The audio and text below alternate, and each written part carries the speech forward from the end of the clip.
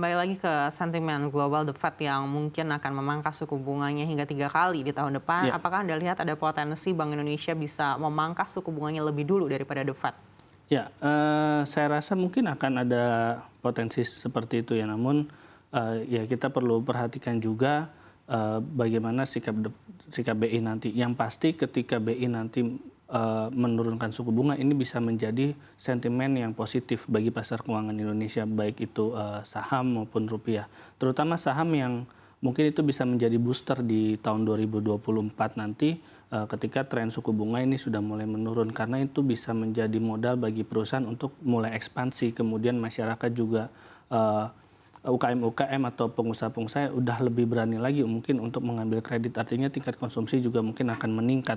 Hal ini yang kemudian bisa membuat pasar saham juga akan lebih optimis lagi ke depan. Baik, kita kembali ke rilis neraca dagang yang Ya. tadi kita saksikan bersama. Apakah Anda lihat ini memberikan efek yang signifikan untuk emiten-emiten yang terkait dengan ekspor? Ya, saya rasa sebenarnya kalau untuk ekspor mungkin beberapa emiten terkena ya, karena kecenderungannya adalah harga komoditas dunia seperti harga batu bara misalnya terus turun. Ini diproyeksi juga akan memangkas laba yang sudah diraih di tahun 2022 yang cukup besar bertumbuhnya, dan 2023 mungkin akan lebih lesu. Ini juga akan berdampak pada harga penjualan rata-rata, average selling price, yang itu juga akan ujungnya ada di pendapatan bahkan laba. Dan ini juga bagi investor dampaknya juga negatif. Mungkin di pembagian dividen yang akan lebih kecil, sehingga akan ada dampak negatif memang.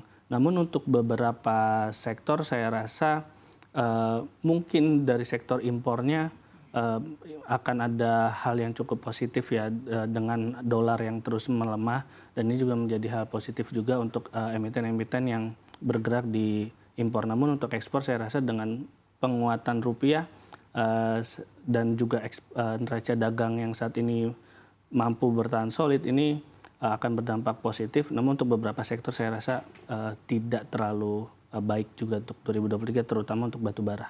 Baik, tapi kalau kita lihat emiten-emiten batu bara di sesi pertama Ya. tadi, ini mayoritas juga masih berada di zona hijau. Hanya ada mungkin 1 atau 2 yang masih berada dalam zona depresiasi.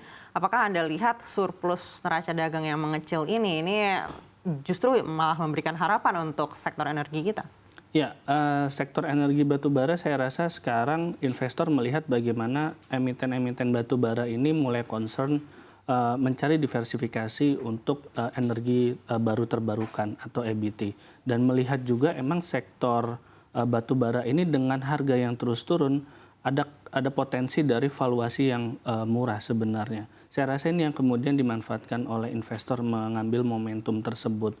Mungkin itu untuk jangka pendek. Namun untuk jangka panjang yang diperhatikan adalah bagaimana bentuk diversifikasi para emiten batu bara ini untuk pro ke EBT, atau mungkin mulai diversifikasi ke mineral seperti nikel. Beberapa emiten batu bara juga sudah mulai diversifikasi, misalnya dia mengakuisisi tambang nikel atau mengakuisisi tambang logam lainnya, itu untuk keberlangsungan di masa depan. Namun untuk saat ini saya rasa potensi ada, namun untuk jangka pendek melihat dari valuasi emiten batu bara yang cenderung murah. Baik, bagaimana dengan saham-saham CPO? Karena Ya. kalau kita lihat pergerakannya masih terus menguat, apakah ini juga karena sentimen neraca dagang?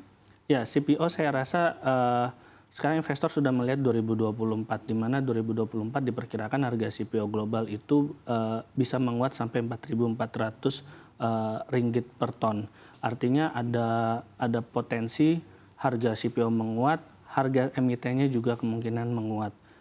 Ini karena memang ada korelasi positif antara keduanya. Kemudian ada juga permintaan dari India yang tampaknya sudah meningkat juga. Ini menjadi booster bagi harga CPO untuk kemudian lebih optimis di 2024, ditambah memang sentimen El Nino. Ketika ada El Nino, produksi diperkirakan akan turun sehingga harga CPO juga akan menguat. Saya rasa potensi ini yang dilihat oleh investor sehingga ada optimisme di saham-saham CPO dan tercermin dari harga sahamnya yang menguat.